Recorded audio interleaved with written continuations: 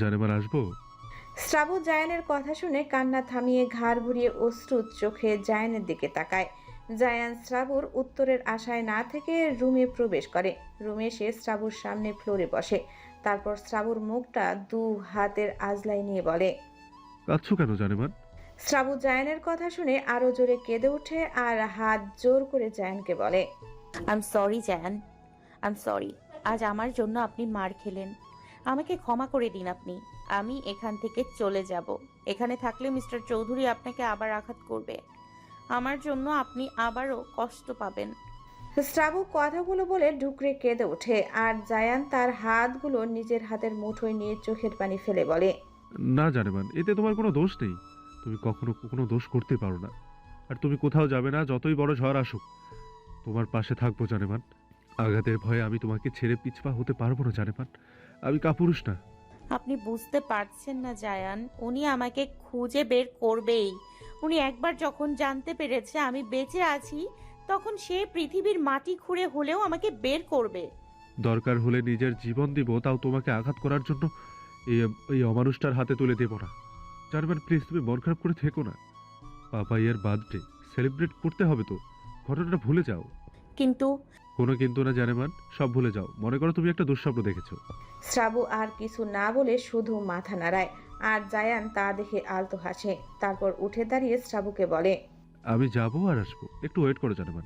জায়ান কথাটা বলেই রুম থেকে বেরিয়ে পড়ে আর শ্রাবু বারান্দার দরজা দিয়ে নিকোষ কালো আকাশ পানে তাকিয়ে বলে। আল্লাহ আমাকে একটু শান্তি দাও। আমি আর পারছি না এত ব্যথা সহ্য করতে। আমাকে একটু মানসিক শান্তি দাও আল্লাহ। মিনিট পাঁচেকের মধ্যেই জায়ান একটা ট্রেতে করে খাবার নিয়ে আসে। তারপর শ্রাবুর কাছে গিয়ে বলে। জানেমান খেয়ে নাও। এখন পর্যন্ত তুমি কিছুই খাওনি। খিদে নেই জায়ান, আমি খাবো না। তা বললে হবে না, খেয়ে নাও জান। জায়ান, কাল একবার ডক্টরকে আসতে বলবেন, মাথায় ব্যথা করছে। কি বলছো জানেমান? মাথায় ব্যথা করছে, তুমি আমাকে আগে বলবে না? তেমন কিছু না, অল্প একটু। এখনই ডাকবো ডক্টরকে? না না না, এখন লাগবে না, সকালে আসলেই হবে। আচ্ছা ঠিক আছে, এখন খেয়ে মেডিসিন খেয়ে ঘুমিয়ে পড়ো। শ্রাবু আর কিছু না বলে চুপচাপ খেয়ে নেয় আর জায়ান শ্রাবুর দিকে এক দৃষ্টিতে তাকিয়ে থাকে। এই মেয়েটাকে সে অনেক ভালোবাসে, নিজের থেকেও বেশি ভালোবাসে।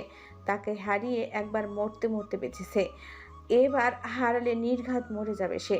সন্ধ্যা 6টায় ড্রয়িং রুমের মাঝে দাঁড়িয়ে আছে জায়ান, ফারিয়া, জাইনা শিকদার, তুহিনা শিকদার, জেরিন, সায়াম, সুস্মিতা। পুরো ড্রয়িং রুম জুড়ে সাজানো বেলুন আর লাইটিং দ্বারা। বাহিরের কেউ নেই, শুধু তারাই আছে। সুস্মিতা রাহাতকে কোলে নিয়ে আদর করছে আর দুষ্টুমি করছে। আর তখনই সিঁড়ি বেয়ে নেমে আসে শ্রাবু। তাকে দেখে হা করে তাকিয়ে থাকে জায়ান। শ্রাবুর পরনে একটা আকাশি কালার কাতান শাড়ি, চুলগুলো ছেড়ে দেওয়া, চোখে কাজল, ঠোঁটে হালকা গোলাপি লিপস্টিক, গালে গোলাপি ব্লাশ। এতেই তাকে অপরূপ সুন্দরী লাগছে। বয়স 25 বছর হলেও তার সৌন্দর্য এখনো এক ফোঁটাও যেন কমেনি। শ্রাবণ নিচে এসে জায়ানকে এভাবে তার দিকে তাকিয়ে থাকতে দেখে জায়ানকে ধীর গলায় ডাকে। জায়ান, ডাক শুনে জায়ানের ধ্যান ভাঙে। শ্রাবণ জায়ানের দিকে না তাকিয়ে বলে। কেক নিয়ে আসুন। শ্রাবু বলতেই জায়ান ড্রয়িং রুমের মাঝে একটা টেবিল এনে তার উপর কেক রাখে। তারপর শ্রাবু রাহাতকে কোলে নিয়ে রাহাতের হাতে ছুরি ধরে কেক কাটে আর সবাই হাততালি দিতে থাকে। তা দেখে রাহাত হেসে ওঠে। তারপর শ্রাবু রাহাতকে একটু কেক খাইয়ে দেয়। আর তখনই তাদের বাড়ির কলিং বেল বেজে ওঠে। এই সময় কলিং বেল বাজায়, সবাই একে অপরের মুখের দিকে তাকায়। তারা বাদে তো এই বাড়িতে আর কারো আসার কথা না, তাহলে কে আসলো? জায়ান গিয়ে দরজা খুলতে নিলে শ্রাবু বাধা দিয়ে বলে। আগেই খুলবেন না, আগে ওপরে গিয়ে আপনার রুম থেকে বাইরে দেখে নিন কে আছে, তারপর খুলবেন। শ্রাবুর কথা মতো জায়ান তাই করলো। তার রুমে গিয়ে বারান্দায় দাঁড়িয়ে বাহিরটা পুরোটা ভালোভাবে দেখে নেয়, কিন্তু কাউকে পায় না। তবে একটা হোয়াইট মার্সিডিজ চলে যেতে দেখে। সে ভ্রু কুঁচকে রিনঝিনিয়ে বলে। কে আসতে পারে হঠাৎ করে? তারপর সে নিচে চলে এসে বলে কাউকেই দেখতে পায়নি সে। জায়ান আস্তে ধীরে সদর দরজায় গিয়ে কিছুক্ষণ দাঁড়িয়ে থেকে দরজা খুলে আশেপাশে ভালো করে দেখে, কিন্তু না, কেউ নেই। সে আবারও দরজা লাগাতে নিবে, তার আগেই তার চোখ যায় নিচে একটা বড় সড়ো বাক্সর দিকে। জায়ান কপাল কুঁচকে বাক্সটার দিকে কিছুক্ষণ তাকিয়ে থাকে আর সবাই ভেতর থেকে তার দিকে তাকিয়ে থাকে। জায়ান আস্তে করে বাক্সটা নাড়ায়। বেশ বড়সড় একটা বাক্স এবং বেশ ভার বাক্সটা। জায়ান বাক্সটা তুলে ড্রয়িং রুমে নিয়ে আসে আর দরজা আবারও লাগিয়ে দেয়। সবাই কৌতূহল নিয়ে বাক্সটার দিকে তাকিয়ে থাকে। শ্রাবু সবাইকে বাক্স থেকে দূরে সরে দাঁড়াতে বলে। সে রাহাতকে সুস্মিতার কোলে দিয়ে নিজে চলে যায় বাক্সটার কাছে। সবাই বাক্সটা থেকে সরে গেলেও জায়ান যায় না। তাকে সরতে বললেও সে সরেনি। বাক্সটার র্যাপিং পেপার শ্রাবু ধীরে ধীরে খুলতে থাকে। এক সময় পেপার খোলা হলে সে বড় করে নিঃশ্বাস নেয়। তার বুক ধুকধুক করছে, শরীর ঘামছে অজানা ভয়ে। তারপর সে কাপা হাতে বাক্সটার উপরের পাট খুলতেই অবাক হয়। সেখানে একটা পেপারে খুব সুন্দর করে লেখা হ্যাপি বার্থডে বেবি। লেখাটা পড়েই শ্রাবুর বুক অস্বাভাবিকভাবে কাঁপতে থাকে। সে জায়ানের দিকে চোখ তুলে তাকায়। জায়ান তাকে চোখের ইশারায় আশ্বস্ত করলে সে পুনরায় কাগজ সরিয়ে ভেতরে কি আছে দেখে। কাগজ সরাতেই শ্রাবু দেখে সেখানে অসংখ্য চকলেট আর খেলনা, 2টা 7 ফিট সাইজের টেডি, লাল আর সাদা, আর অনেকগুলো ছোট সাইজের টেডি, আর একটা কেক। শ্রাবু সেগুলো বাক্স থেকে বের করে রাখতেই বাক্সের মধ্যে একটা চিঠি পায়। সে ভ্রু কুঁচকে চিঠিটা হাতে নেয়। তারপর সবার দিকে এক পলক তাকিয়ে চিঠির ভাঁজটা খুলে পড়তে শুরু করে। চিঠিতে লেখা, সুইটি, কি ভেবেছিস আমাকে ফাঁকি দিয়ে পালিয়ে বেড়াবি? তুই বড্ড বোকা হলুদিয়া। তুই এখনো আমাকে চিনতে পারিসনি। পারবি কিভাবে বল? তুই তো আর আমার হাতের স্কেল দেখিসনি। আমি পিস পিস করে মানুষ কেটে কুকুর দিয়ে খাওয়াই। তুই আমাকে না চেনার অভিনয় করে বড্ড ভুল করলি। তুই জায়ানকে বিয়ে কর বা না কর, তাতে আমার কিছুই যায় আসে না। তোকে আমার কাছে ফিরতে হবেই। আর যে সেই পথ আটকে দাঁড়াবে তার উপরে টিকিট কনফার্ম আমি করব। সে যদি জায়ান হয় বা ওই বাচ্চাটা হয় তাও আমি পরোয়া করব না। আমার বাচ্চা ব্যতীত আর কারো বাচ্চা তোর জীবনে থাকবে না। দরকার হলে ওই বাচ্চাটাকেও আমি উপরের টিকিট ধরিয়ে দিয়ে তোকে আমি আবার আমার করে নিব। তোর জন্য আমার বড্ড মায়া হচ্ছে রে হার্ট। তোকে আঘাত করতে আমার খুব কষ্ট হচ্ছে। আঘাত করতে আমার খুব কষ্ট হবে রে। আজ এখানেই থাক, অতি শীঘ্রই আমাদের দেখা হবে হলুদিয়া। রেডি থাকিস। চিঠিটা পড়া শেষ হতেই শ্রাবুর হাত থেকে চিঠিটা পড়ে যায়। জান চিঠিটা উঠিয়ে নিজেও পড়ে। তারপর আতঙ্কিত নয়নে শ্রাবুর দিকে তাকিয়ে বলে, জানেমান এখন কি করবে? রায়হান এই বাড়ির ঠিকানা কিভাবে পেল? জায়ানের কথায় কারো বুঝতে বাকি নেই রায়হান এই বাড়ির ঠিকানা জেনে গেছে। শ্রাবু এক পলক জায়ানের দিকে তাকিয়ে তারপর সুস্মিতার কোল থেকে রাহাতকে নিয়ে কোলে নিয়ে বুকের সাথে মিশিয়ে রাখে আর জায়ানকে বলে, জায়ান, তাড়াতাড়ি এগুলো এখান থেকে সরিয়ে ফেলুন। নিশ্চয়ই এগুলোতে কিছু একটা আছে। আর তাড়াতাড়ি এখান থেকে আমাদের বের হতে হবে। কিন্তু কোথায় যাবে? আপাতত অন্য কোথাও যাব। তাদের কথার মাঝে সুস্মিতা বলে, আপাতত আমাদের বাড়িতে চলো। আমার বাড়ি পুরা খালি, কারণ আমার ফ্যামিলি গ্রামে গেছে, 1 মাস পর আসবে। সবাই তার কথায় রাজি হয়। আর জায়ান চকলেট, খেলনা, টেডি সব বাড়ির বাহিরে নিয়ে এসে সাথে সাথে আগুন ধরিয়ে দেয়। অথচ তারা জানলেও না তাদের সম্পূর্ণ কথা এতক্ষণে রায়হান জেনে গেছে। কারণ বড় টেডিগুলোর মধ্যে হিডেন ক্যামেরা রাখা ছিল। রায়হান অপর প্রান্তে নিজের রুমে সম্পূর্ণটাই দেখছে আর শুনছে। রাত 12টায় সবাই সুস্মিতাদের বাড়িতে চলে আসে। তারপরও তাদের টেনশন এক বিন্দু কমছে না। সবাই থম মেরে বসে আছে ড্রয়িং রুমে। সায়াম আর জেরিন তখনই বাড়ি চলে গেছে। এরই মাঝে তুহিন শিকদারের ফোনে কল আসে। সে কল রিসিভ করতেই অপর পাশ থেকে একজন বলে, স্যার, কোম্পানির বড় ডিলটা ক্লায়েন্ট ক্যান্সেল করে দিয়েছে। তুহিন শিকদার অবাক হয়ে সোফা ছেড়ে দাঁড়িয়ে বলে, কি বলছো তুমি? ডিলটা 350 কোটি টাকার ডিল ছিল।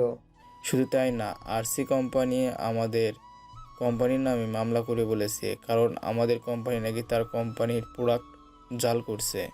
এসব কথা শুনে তুহিন শিকদার মাথায় হাত দিয়ে বসে পড়ে। জায়ান এগিয়ে এসে তুহিন শিকদারকে কি হয়েছে জিজ্ঞেস করলে তুহিন শিকদার সবটা বলে। সব শুনে জাইনা শিকদার বুদ্ধি খাটিয়ে তুহিন শিকদারকে সান্ত্বনা দিয়ে বলে, এক কাজ করো, আরসি কোম্পানি আমাদের কোম্পানির নামে মামলা করার আগে তুমি আমাদের কোম্পানির প্রোডাক্টের আসল কপিগুলো অনলাইন করে দাও, তাহলে আরসি কোম্পানি মামলা করতে পারবে না। জাইনা শিকদারের কথায় জায়ানও তুহিন শিকদারকে বলে, আব্বু, আম্মু ঠিক বলেছে, তুমি তাই করো। তুহিন শিকদার তাদের কথা শুনে সাথে সাথে কাউকে কল করে সব বলে দেয়। ঘন্টাখানেকের মধ্যে জিএস কোম্পানির প্রোডাক্ট অনলাইনে লঞ্চ হয়ে যায় আর তা মিনিটেই মিনিটেই হাইপে উঠতে থাকে। তা দেখে সকলে স্বস্তির নিঃশ্বাস ফেলে।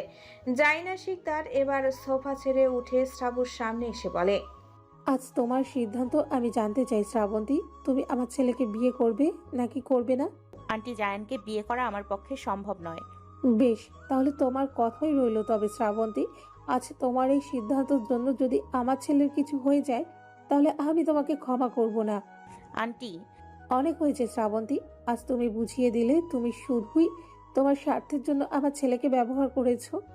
জাইনা শিকদারের কথায় শ্রাবু হতভম্ব হয়ে যায়। সে অবাক চোখে জাইনা শিকদারের দিকে তাকায়। জায়ান তার আম্মুর এমন কথা শুনে এগিয়ে এসে বলে, আম্মু তুমি এসব কি বলছো? ওর সাথে কেন এমন করে কথা বলছো আম্মু? জাইনা শিকদার কঠোর চোখে জায়ানের দিকে তাকিয়ে বলে, একদম কথার মাঝে কথা বলবে না জায়ান, অনেক হয়েছে, এবার আমার কথা বলার সময় এসেছে। জাইনা শিকদার জায়ানকে চুপ করিয়ে দিয়ে শ্রাবুর দিকে চোখ ঘুরিয়ে তাকিয়ে বলে, জানো তো শ্রাবন্তী, এক নারীতে আসক্ত পুরুষ কুকুরের সমতুল্য, তাড়িয়ে দিলেও বারবার ফিরে আসে। আমার ছেলেটাও তাই হয়ে গেছে। তুমি তাকে বারবার ফিরিয়ে দিলে আর সে কুকুরের মতো বারবার তোমার কাছেই ফিরে আসলো। তুমি আমার ছেলেকে কুকুর বানিয়ে দিলে। আন্টি, আপনি এসব কি বলছেন? আমি জায়ানকে কুকুর বানিয়ে দিয়েছি? হ্যাঁ দিয়েছো। আমার ছেলে তোমাকে 20টা বছর ধরে ভালোবেসে আসছে। প্রথম তুমি আমার ছেলেকে পাত্তা দিতে না, তারপর যখন রায়হান বাংলাদেশে ফিরে আসলো তখন তাকে জেলাস করানোর জন্য আমার ছেলের সাথে অভিনয় করলে। তারপর যখন সব ঠিক হলো তুমি তো ঠিকই সেজেগুজে বিয়ের পিড়িতে বসলে, অথচ একটা বার খোঁজ নিয়ে দেখোনি আমার ছেলে আদৌ বেঁচে আছে নাকি মরে গেছে। আমার ছেলে তোমার বিয়ের দিন হসপিটালে অ্যাডমিট ছিল, কিন্তু তুমি অপর প্রান্তে বউ সেজে অন্য কাউকে কবুল বলেছ। আমার ছেলে তোমাকে লাল শাড়িতে নিজের বউ রূপে দেখতে চেয়েছিল, আর তুমি লাল শাড়িতে অন্য কারোর জন্য বউ সাজলে। অথচ আমার ছেলেকে কষ্ট দিয়ে যাকে এত ভালোবেসে বিয়ে করলে, এ কিনা দিন শেষে তোমাকে ঠকালো, আবার তোমার গর্ভে থাকা 2 মাসের বাচ্চাটাকে মেরে ফেললো। তবুও তোমার তাকেই চাই। আর এইদিকে আমার ছেলে নিজের অতীতে তোমার থেকে পাওয়া কষ্টগুলোর কথা বলে তোমাকে আবার আপন করতে চাইছে। তা তুমি দেখছো না? কই, তোমার রায়হান ভাই তো তোমাকে ভালোবেসে একা থাকতে পারলো না। সে তো ঠিকই লন্ডন গিয়ে নিজের গার্লফ্রেন্ড খুঁজে নিয়েছিল, এমনকি বিয়ের পরও তার সাথে সম্পর্ক রেখেছে। আর এইদিকে আমার ছেলে একটা মুহূর্তের জন্যও তোমাকে ভুলে থাকতে পারেনি। দিনের পর দিন না খেয়ে অসুস্থ হয়ে বিছানায় পড়ে থেকেছে, তবুও সে তোমাকে ভোলেনি। আজ তুমি বিবাহিত, একটা বাচ্চাও আছে তোমার, তবুও আমার ছেলে তোমাকেই চাই। আন্টি, আপনি আমাকে ভুল বুঝছেন। আমি তো কখনোই জায়ানকে ভালোবাসার কথা বলিনি। তাহলে কেন সে আমার জন্য নিজের জীবন নষ্ট করবে? তাহলে আজ শ্রাবন্তী, আমার বলতেই হয় তুমি আসলেই একজন স্বার্থলোভী মেয়ে। কারণ সত্যিকারের ভালোবাসলে কেউ আর একজনের ভালোবাসা নিয়ে এভাবে বলতে পারে না। তুমি রায়হানকেও কখনো ভালোবাসোনি, আমার ছেলেকে কিভাবে ভালোবাসবে? তোমার মতো মেয়েদের জন্যই আজ হাজারো মায়ের বুক খালি হয়। আন্টি, আপনি আমাকে এভাবে বলতে পারলেন? হ্যাঁ পারলাম। ঠিক আছে আন্টি, আমি আজ থেকে জায়ানের সাথে কোনো রকম যোগাযোগ রাখবো না। আমাকে আপনারা ক্ষমা করবেন। গত 2.5 বছরে আপনাদের করা উপকার আমি কখনো ভুলবো না। আপনাদের প্রতি আমি চিরকৃতজ্ঞ থাকব। শ্রাবু কথাটা বলে চলে যেতে নিলেই তাকে জায়ান আটকাতে চাইলে জাইনা শিকদার তাকে থামিয়ে দেয় চোখের ইশারায়। জায়ানও থেমে যায়। আর তখনই জাইনা শিকদার আবারও পেছন থেকে বলে, এখন আমার ছেলেকে বিপদে ফেলে দিয়ে নিজে বাঁচার পায়তারা করছো। জাইনা শিকদারের কথায় শ্রাবুর পা থেমে যায়। সে অশ্রুসিক্ত নয়নে জাইনা শিকদারের কথায় শ্রাবু উত্তর দেয়, আমি আপনার ছেলের আশেপাশে না থাকলে আর কোনো বিপদ হবে না, ভরসা রাখুন। তোমাকে না পেলে যে রায়হান আমার ছেলেকে আবারও আঘাত করবে না, তার কি গ্যারান্টি তুমি দিবে বলো? আপনি আসলে চাইছেনটা কি আন্টি? একটু পরিষ্কার করে বলুন। তুমি কি রায়হানের কাছে আবারও ফিরে যেতে চাও? প্রশ্নই ওঠে না। আমার সন্তানের খুনি আমার ঠকানো মানুষটাকে আমি কখনোই আমার জীবনে দ্বিতীয়বার জায়গা দিব না। গত 2.5 বছরে তোমার জন্য আমি যা কিছু করেছি তার প্রতিদান চাই আমি। জাইনা শিকদারের কথায় শ্রাবু তাচ্ছিল্যের হাসে। আর তা দেখে জাইনা শিকদার বলে, আমার ছেলেকে তোমার বিয়ে করতে হবে, না হলে আমি তোমার প্রতি দাবি ছাড়বো না। আন্টি, এবার ভেবে দেখো তুমি কি করবে। আমার ছেলেকে বিয়ে করবে নাকি দাবির নিচে থাকবে? জাইনা শিকদারের কথায় উপস্থিত তুহিন শিকদার, জায়ান, সুস্মিতা, শ্রাবু সকলে অবাক হয়। শ্রাবু অবাক চোখে জাইনা শিকদারের দিকে তাকিয়ে আছে। সে তো বিশ্বাস করতেই পারছে না জাইনা শিকদার তার সাথে এমন ব্যবহার করছে। জাইনা শিকদার এত আদর যত্নে রাখলো তাকে গত 2.5 বছর, আর আজ এমন ব্যবহার কেন করছে তা সে বুঝতে পারছে না। শ্রাবুকে চুপ করে দাঁড়িয়ে থাকতে দেখে জাইনা শিকদার আবার বলে, চুপ করে আছো কেন? বলো তুমি কি চাও? বেশ, আপনার ইচ্ছেই পূরণ হোক।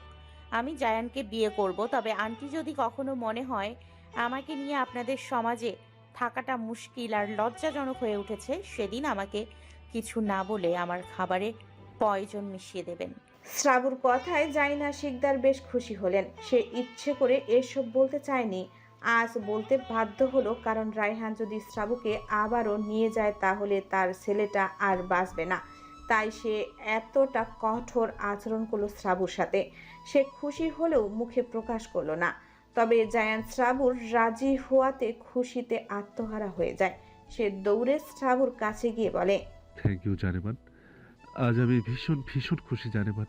শ্রাবু কাউকে কিছু না বলে সুস্মিতার কাছে নিজের জন্য রুম কোনটা জেনে 2 সিঁড়ি পেয়ে উপরে উঠে আবার থেমে পিছু না ফিরে জায়ানকে বলে, লাস্ট বারের মতো ভেবে নেবেন জায়ান, আমার মতো ধ্বংসকে আপনার জীবনের সাথে জড়ালে আপনার জীবনটা নষ্ট করা ছাড়া কিছুই পাবেন না। আর যদি মনে করেন আপনার তবু আমাকেই লাগবে, তাহলে কাল সকালেই কাজই নিয়ে আসবেন। শ্রাবু আর কিছু না বলে রুমে চলে যায়। জায়ান তার যাওয়ার দিকে তাকিয়ে থাকে। সে ঠিক বুঝতে পারছে শ্রাবুর মনের অবস্থা, তবুও শ্রাবুকে শেষ পর্যন্ত নিজের করে পাওয়ার লোক তাকে শ্রাবুর অবস্থা বুঝতে দিল না। সে খুশি, কারণ যেভাবেই হোক তার জানেমান তো এবার তার হবেই। শ্রাবু রুমে এসে রাহাতকে বিছানায় শুয়ে দিয়ে ওয়াশরুমে চলে যায়। তারপর শাওয়ারের নিচে চোখ বন্ধ করে বসে থাকে। কিছুক্ষণ যেতেই সে কান্নায় ভেঙে পড়ে। একে একে সবাই তাকে বুঝিয়ে দিল শ্রাবু শুধুই সবার জীবনের উটকো ঝামেলা, কারো জীবনে তার মূল্য নেই। সবাই তাকে ভালোবাসা দেখালেও সত্যি এটাই যে কেউ কখনো তাকে মন থেকে ভালোবাসেনি। রায়হান ভাই, আমার পাখিকে এনে দে না, আমার বোনটাকে। আমি আমি এই হাত দিয়ে কতগুলো দিন ধরে আদর করি না, খাইয়ে দিই না। আমি সোনা পাখিকে এনে দে ভাই, আমি তোর পায়ে পড়ছি। আমার বোনকে আবারও আমার কাছে এনে দে। কথাটা বলেই সূর্য অশ্রুসিক্ত নয়নে রায়হানের পা ধরতে নেয়। মূলত সূর্য যখন খবর পেয়েছে শ্রাবুকে খুঁজে পেয়েছে, তখনই সে সাইফুলকে নিয়ে আর এক মুহূর্ত দেরি না করে রায়হানের ফ্ল্যাটে চলে আসে। রায়হান এরই মাঝে বিকেলে খান ম্যানশনে গিয়েও একবার ঘুরে এসেছে। সবাই তার সাথে কথা বলল, ফাতেমা বেগম আর মুক্তার খান কথা বলেনি। অবশ্য রায়হানও জেসে পড়ে তাদের সাথে কথা বলতে যায়নি। রায়হান সূর্যকে বাধা দিয়ে বলে, আপাই কি করছিস তুই? আমি তোকে কথা দিচ্ছি আপাই, আগামী 1 সপ্তাহের মধ্যে হলদিয়াকে আমি আবারও ফিরিয়ে আনবো। ভাই, তুই পাখিকে সবটা সত্যি বলে দে। না আপাই, এখন না, আগে হলদিয়াকে ফিরিয়ে আনি, তারপর সবার সম্মুখে সব সত্যি প্রকাশ হবে। তাদের কথার মাঝেই রাজ দৌড়ে এসে রায়হানের সামনে দাঁড়িয়ে হাঁপাতে থাকে। রাজকে হাঁপাতে দেখে রায়হান ভ্রু কুঁচকে ফেলে, তবে অপেক্ষা করে রাজের কথা বলার। রাজ নিজেকে সামলে রায়হানকে বলে, ভাই। বল শুনছি। বনু। হিয়ালি না করে সোজাসুজি বল, কি হয়েছে তোর বনুর? কাল বনু জায়ানকে বিয়ে করেছে। রাজের মুখে বিয়ের কথাটা শুনে রায়হানের হাত দ্রুত মুষ্টিবদ্ধ হয়ে যায়।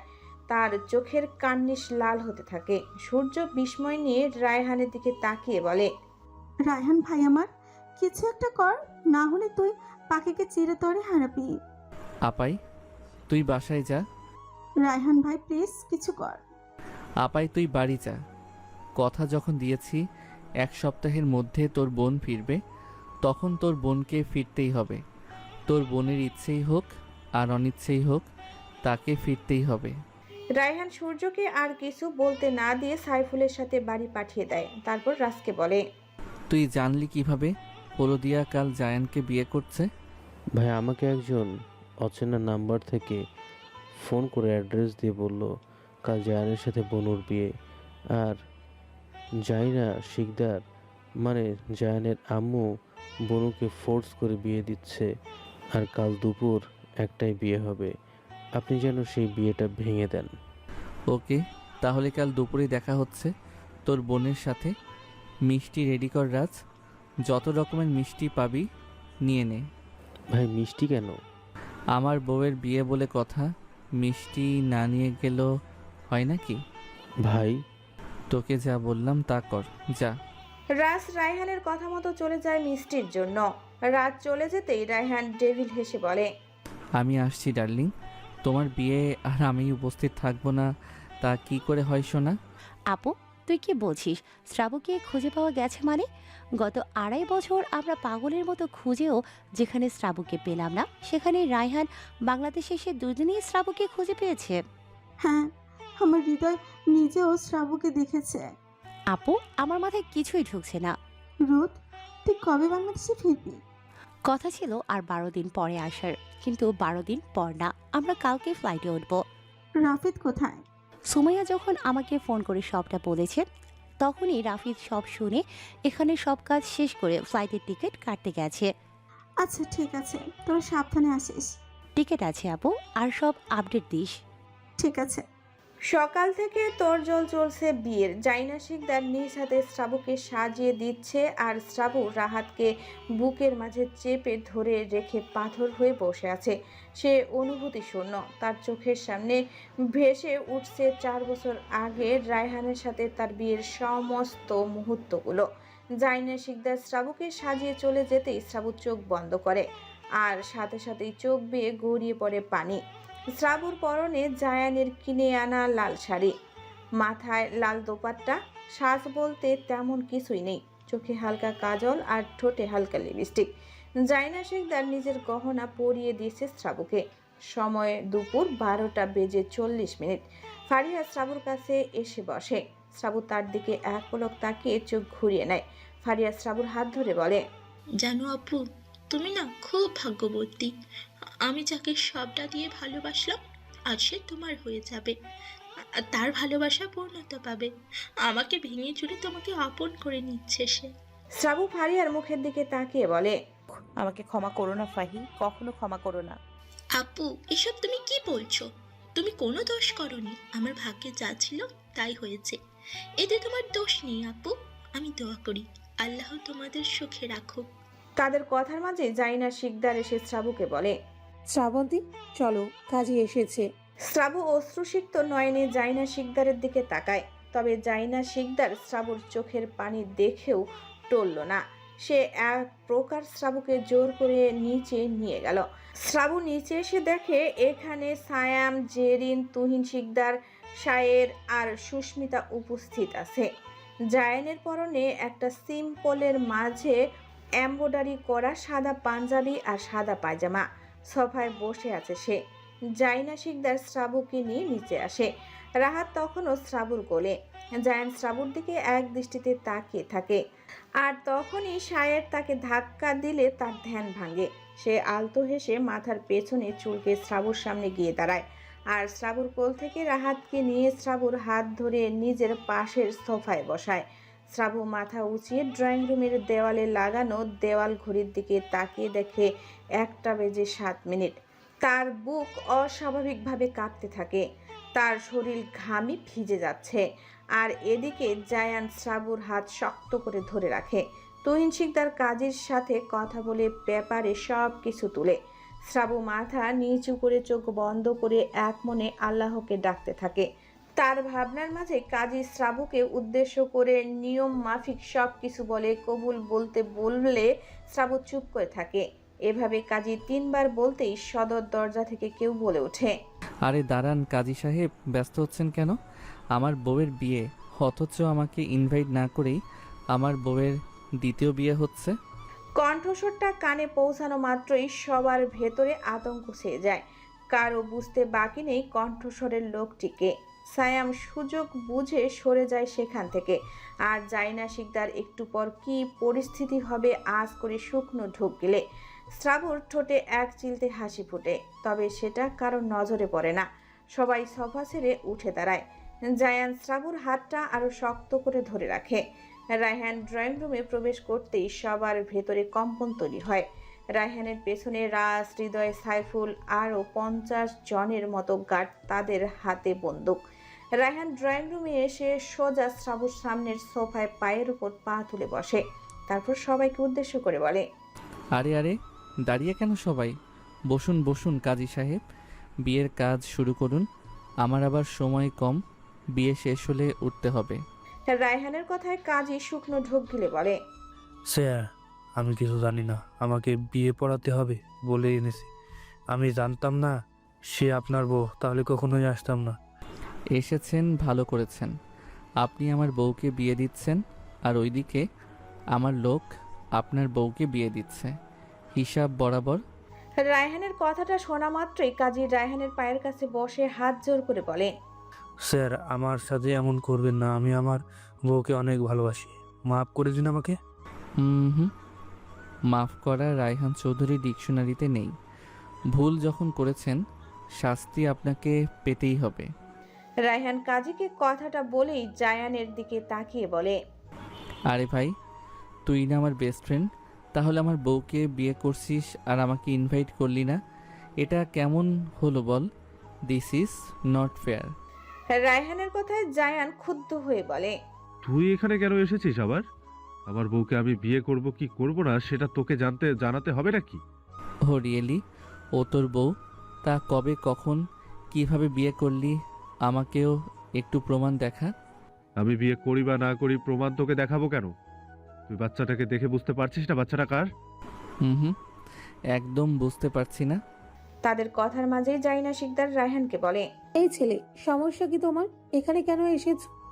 জাইনা শিকদারের কথায় রায়হান ঠোঁট বাঁকিয়ে হেসে জাইনা শিকদারের দিকে তাকিয়ে বলে, আহ আন্টি, হাইপার হবেন না। আমার বউকে আপনি আপনার ছেলের সাথে জোর করে বিয়ে দিচ্ছেন, আর আমি আসবো না, তা কি করে হয়? রায়হানের এমন কথায় জাইনা শিকদার চুপসে যায়। কারো মুখে কোনো কথা নেই। রায়হান সোফার হাতলে হাতের কুনোই ঠেকিয়ে ঠোঁটের উপর আঙ্গুল রেখে সবার দিকে এক পলক তাকিয়ে কিছুক্ষণ চুপ করে বসে থেকে সবাইকে দেখে নেয়। তারপর সোজা হয়ে দাঁড়িয়ে শ্রাবুর দিকে তাকিয়ে বলে, চলো বউ, বাসায় যাওয়া যাক। গত 2 বছর 11 মাস 17 দিন 12 ঘন্টা ধরে বাসর করতে পারছি না। আমার এখন বাসরের ক্রেভিং উঠেছে। চলো বাসায় গিয়ে আগে বাসর করব, তারপর তোমার শাস্তির ব্যবস্থা করব। রায়ানের কথায় উপস্থিত সকলে লজ্জায় মাথা নিচু করে ফেলে। জায়ানের রাগ ধৈর্য সীমা অতিক্রম করার প্রয়াস চালায়। শ্রাবু লজ্জায় চোখ খিচে বন্ধ করে রাখে। আর এদিকে রায়হানের কথায় সাইফুল, হৃদয়, রাজ খুক খুক করে কেসে ওঠে। রায়হান বিরক্ত হয়ে তাদের দিকে তাকিয়ে বলে, সমস্যা কি? যক্ষা রোগে ধরেছে নাকি? তার কথায় সাইফুল দাঁত কেলিয়ে হেসে বলে, শালাবাবু, ক্রেভিংটা একটু কমাও, ওখানে আমরা উপস্থিত আছি। সো হোয়াট, আমার ক্রেভিং উঠছে বাসরে, তাই বলেছি। সাইফুল আর কিছু বলল না। রায়হান ঘুরে জায়ানের দিকে তাকিয়ে বলে, ভাই, এবার হাতটা ছাড়। হাতটা ধরে রেখে কি 30 বছরের যৌবন জ্বালা মিটাবি নাকি? রায়হানের এমন লাগামহীন কথায় জায়ান রেগে তার দিকে তেড়ে আসতে নিলে রায়হানের গার্ডরা তার দিকে বন্দুক তাক করে। তা দেখে জাইনা শিকদার চিৎকার করে ওঠে।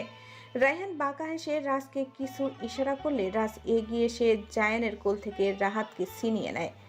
জায়ান এবার ধৈর্য হারিয়ে চিৎকার করে বলে, আমার ছেলেকে আমার কাছে দে রায়হান। তুই আমার বাচ্চার কোনো ক্ষতি করতে পারিস না। আমার মাসুম বাচ্চাটাকে তোর ওই কুলসিত হাতে ছুবি না। রায়হান জায়ানের কথায় বাঁকা হেসে শ্রাবুর হাত ধরে নিজের কাছে আনতে নিলে জায়ান তার হাত শক্ত করে ধরে রাখে।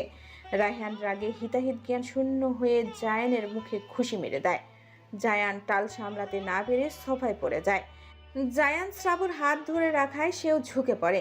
শ্রাবু জায়ানের থেকে নিজের হাত ছাড়িয়ে নেয়। রায়হান তার দিকে তাকিয়ে বলে, চলো বউ, অনেক বিয়ে করে ফেলেছো, এবার বাসরও করবে। চলো চলো, দেরি হয়ে যাচ্ছে। রায়হান শ্রাবুর হাত ধরে টেনে নিয়ে যেতে নিলে জাইনা শিকদার তার দিকে এগিয়ে আসতে নিলে গার্ডরা তার দিকেও বন্দুক তাক করে। রায়হান তার দিকে তাকিয়ে পাকা হাসে। রায়হান আবারও চলে যাওয়ার জন্য পা বাড়াতেই শ্রাবু গম্ভীর কণ্ঠে বলে, আমি কোথাও যাব না। রায়হান থেমে যায়। সে পিছু ফিরে বলে, যেতে তো তোকে হবেই। আমি যাব না। রায়হান কিছু না বলে শ্রাবুর হাতটা ছেড়ে ডান হাতের বৃদ্ধা আঙ্গুল দিয়ে কপাল চুলকে আচমকা শ্রাবুকে ঠাস করে এক থাপ্পড় মারে। উপস্থিত সকলে কেঁপে ওঠে। শ্রাবণ রায়হানের শক্ত হাতের থাপ্পড় খেয়ে দুর্বল শরীরে নিজেকে সামলাতে না পেরে সেখানে সেন্সলেস হয়ে যায়। জায়ান এগিয়ে আসতে নিলে গাট্টা তার কপাল বরাবর বন্দুক ঠেকায়। রায়হান শ্রাবুর দুর্বল শরীরটা সযত্নে পাজা করে তুলে নিয়ে সবার সামনেই শ্রাবুর শুষ্ক ঠোঁটে ঠোঁট ডুবিয়ে দেয়। তা দেখে সাইফুল, হৃদয়, রাজসহ উপস্থিত সকলে লজ্জায় মাথা নিচু করে ফেলে। জায়ান রাগে ফুঁসতে থাকে। রায়হান মিনিট দুয়েক পর শ্রাবুর অধর ছেড়ে আবারও অধরে শব্দ করে চুমু খায়। তারপর কপালে একটা চুমু খেয়ে এক হাতে তাকে শক্ত করে ধরে রেখে শ্রাবুর শরীর থেকে সকল গহনা টেনে হিঁচড়ে ফ্লোরে ফেলে দেয়। এতে শ্রাবুর গলার কাছটায় বেশ কিছুটা জায়গায় ছিঁড়ে রক্ত বেরিয়ে পড়ে। রায়হান সেই রক্তে মাথা ঝুঁকে চুমু খায়। তার ঠোঁটে শ্রাবুর তাজা রক্ত লেগে যায়। সে তার পরনের সাদা শার্টের হাতা দিয়ে ঠোঁট মুছে নেয়। তারপর কাউকে কিছু না বলে সেখান থেকে চলে যায়। আর জায়ান পিছন থেকে চিল্লাতে থাকে। রাহাত কাঁদতে থাকে জায়ানের দিকে হাত বাড়িয়ে। রাহাতের কান্না দেখে এবার জায়ানও কেঁদে ওঠে।